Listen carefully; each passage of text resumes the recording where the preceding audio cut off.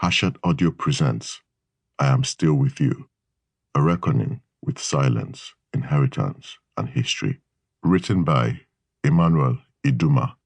Read by Emeka Emecheta. Chapter 1. A year after I returned home, Lagos erupted in protest. I checked the news every waking hour throughout those unsettled weeks of October 2020, gathering details of arrests, of ill-fated spectators hit by stray bullets, and of roadblocks set up by roving groups of begrudged young people. I understood enough of the demands being made by the protesters for the government to disband the Special Anti-Robbery Squad, a police unit known for extrajudicial killings, to know that I sympathized with the movement. And yet, during the first week of the protest, my lack of productivity hovered over my desk like an albatross. One evening, my wife, Ayobami, and I drove to join the crowd. It was by now the second week.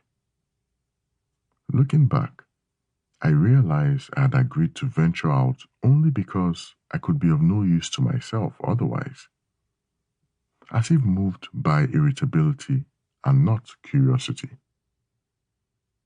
We parked behind a long row of cars 2 kilometers from a toll area and began to walk. The highway was full of a steady stream of people who, for the most part, seemed younger than we were.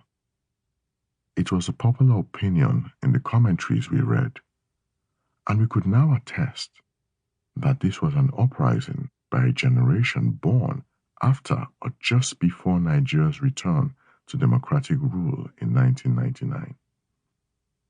They have vague or no memories of military dictatorships, unlike I do, such as of a morning in early 1998, when I was stung by residue of tear gas while crossing the road to run an errand, a definitive warning against taking to the streets in protest in my childhood and thereafter.